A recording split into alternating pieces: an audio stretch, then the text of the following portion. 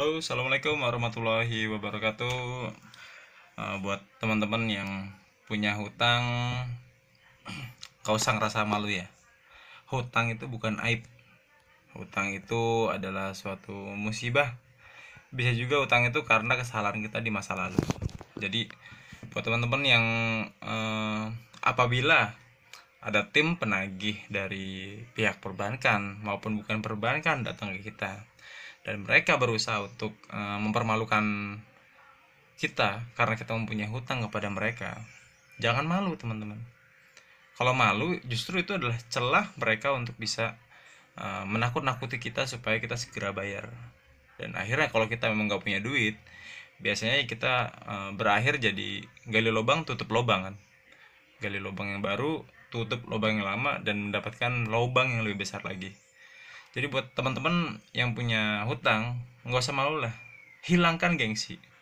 Kalau kita berniat untuk nggak hutang lagi, kita apa namanya, untuk bisa menyelesaikan masalah hutang yang sebelumnya, kita harus menutup hutang tersebut. Kalau memang kita belum ada uang, lebih baik kita ngomong apa adanya ya kepada pihak pemberi hutang tersebut, entah itu perbankan maupun individual. Kita bicara apa adanya, kondisi kita kayak gimana. Toh misalkan hutang kita itu adalah hutang bukan yang konsumtif ya, misalkan karena memang kita kepepet, contohnya kita nggak punya dana buat pengobatan, akhirnya mau nggak mau kita harus berhutang harus berhutang dulu. Ya kalau udah kayak gitu, ceritakan aja, dulu saya hutang pun bukan karena saya konsumtif, bukan karena saya pengen beli gadget baru, bukan karena saya beli mobil baru, bukan karena saya beli motor baru atau lain-lainnya. Atau mungkin kita hutang karena pengen punya rumah, akhirnya KPR gitu ya. Saya udah pernah bahas kok tentang KPR tuh, bagaimana perhitungannya, sistem anuitas tuh kayak gimana. Jadi buat teman-teman semua ya yang punya hutang rentenir, hutang kartu kredit, hutang apa ya, yang nggak pakai pinjol contohnya, itu nggak perlu takut. Mereka itu yang menagih kita, yang tanpa agunan ini ya, hanya mencari sampai mana sih kita bisa bertahan. Kalau memang kita belum ada duit, mereka hanya menekan, menekan dan menekan, karena mereka juga punya target dari kantor. Mereka punya tekanan tersendiri dari kantor yang dimana mereka harus bisa mendapatkan target yang ditentukan oleh perusahaan tempat mereka bekerja. Makanya mereka pun sama menagihnya dengan cara yang kadang-kadang kasar, kadang di luar dari aturan yang berlaku gitu. Sampai malam-malam, tengah malam pun kadang mereka juga tetap harus menagih. Karena mereka mempunyai apa ya? Mempunyai tekanan atau deadline yang cukup yang keras juga, yang cukup besar dari kantornya yang harus diselesaikan. Dengan cara, kalau kita harus dengan cara segala macam cara yang mereka gunakan untuk bisa menekan customer-customer dari perusahaan tersebut yang hutang kepada perusahaan tersebut. Jadi buat teman-teman yang merasa masih gengsi gitu ya, punya hutang terus gengsi, gimana kalau misalkan tim penagih itu datang ke rumah saya? Bagaimana kalau misalnya tim penagih itu datang ke tempat saya bekerja, datang ke pihak-pihak yang berwenang, misalnya RT RW di sekitar rumah kita? Terus saya bakalan malu dong kalau kayak gitu. Teman-teman nggak usah malu, karena utang itu bukan aib. Tinggal jelaskan aja kepada mereka. Kalau memang mereka tahu kita punya utang, ya terima aja. Wong kita juga yang salah kok pernah punya utang. Atau kita yang kena musibah waktu itu, sehingga kita punya utang. Kalau mereka yang tahu kita punya utang itu berjiwa besar, dermawan, justru mereka harusnya membantu kita, karena kita orangnya sedang minus gitu kan. Tapi beda ceritanya kalau kita udah punya utang, tapi gaya hidup kita selalu tinggi gitu. Tetap harus jalan-jalan terus, kita nggak mau menurunkan gaya hidup kita untuk bisa menyelesaikan utang tersebut. Itu dia masalahnya. Jadi saran saya buat teman-teman yang punya hutang ini, turunkan dulu gaya hidupnya, sehingga kalau ada kondisi seperti yang tertera apa, seperti yang saya bilang tadi ya, teman-teman udah nggak punya gengsi lagi yang untuk ditunjukin. Hidup apa adanya sesuai dengan kondisi keuangan kita. Kalau emang kita lagi minus, ya udah sesuaikan aja. Kita lagi minus, kita hanya punya secara finansial hanya punya uang untuk kehidupan sehari-hari kita, ya udah kita hidup sesuai dengan kemampuan kita aja. Jangan dilebih-lebihkan, jangan kelihatan kita kayak orang yang mampu padahal kita nggak mampu gitu. Itu namanya kita lebih mementingkan gengsi daripada fungsi kan.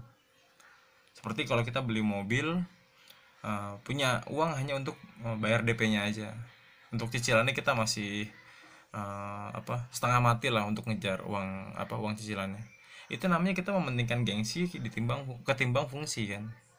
Lebih baik dengan uang DP tersebut, misalkan 20 juta. Banyak kok mobil-mobil second dengan harga 20 juta.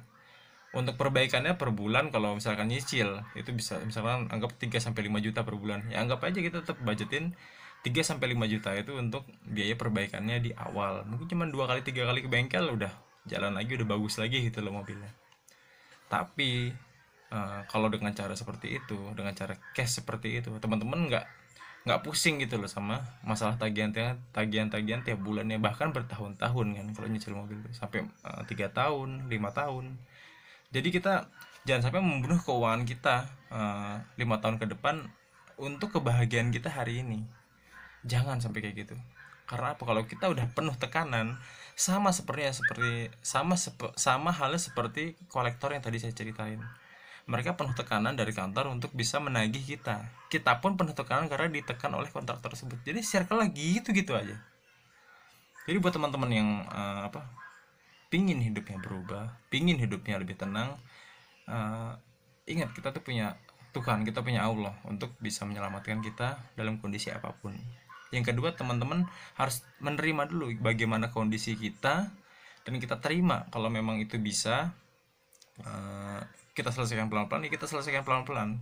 Kita datangi pihak pemberi pinjaman tersebut, kita ceritakan apa adanya kondisi kita dan negosiasi di situ untuk membayar pokoknya aja. Bisa nggak pokoknya ini saya cicil tanpa harus saya dikenakan bunga dan denda lagi? Karena saya untuk membayar pokok utangnya aja saya harus mencicil. Apalagi kalau saya ditambahin bunga dan denda. Ini nggak bakalan lunas-lunas kalau gini ceritanya. Negosiasi gitu aja. Bahasanya yang halus teman-teman bisa jabarkan sendiri. Jadi intinya tuh kita ceritakan kondisi kita saat itu.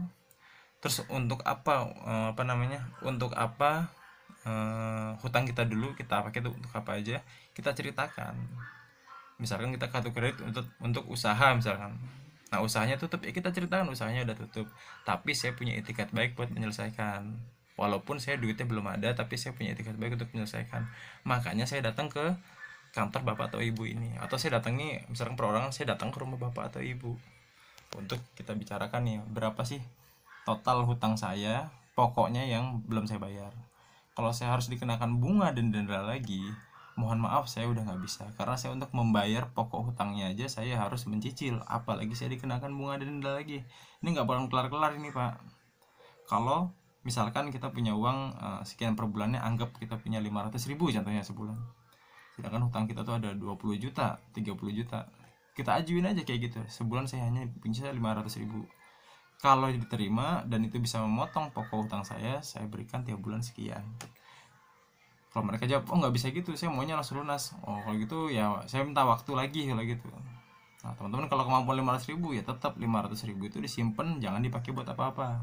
500.000 itu disimpan, begitu nilainya udah sesuai dengan pokok hutang yang disepakati tadi, langsung berikan kepada pihak yang memberi pinjaman tersebut. Itu teman-teman ya. Jadi negosiasinya secara simpel tuh bahasanya kayak gitu. Terus ingat kalau hutang itu bukan aib. Hutang itu adalah hal biasa kok. Apalagi sekarang yang hutang dibikin keren ya. Kita mau beli mobil dibilangnya, Pak ambil mobil pak, ambil mobil 5 tahun. Itu namanya Pak hutang mobil 5 tahun. Bahasanya diperkeren kan. Padahal kita beli mobil itu kondisinya kita belum ada uang, tapi kita memaksakan karena lagi ada promo atau biar terlihat keren, terlihat sukses gitu. Padahal nggak gitu juga. Kecuali kita beli tanah nih. Nah itu bisa beli tanah cash keras tuh malah lebih keren daripada beli tanah tapi nyicil yang berbunga lagi. Ujung-ujungnya kalau lagi ada masalah bunganya nambah gede, dendanya nambah gede, repot kan. Tapi kalau cash keras, kalau emang teman-teman kiranya ada cagran buat bayarnya, ya silahkan, nggak masalah.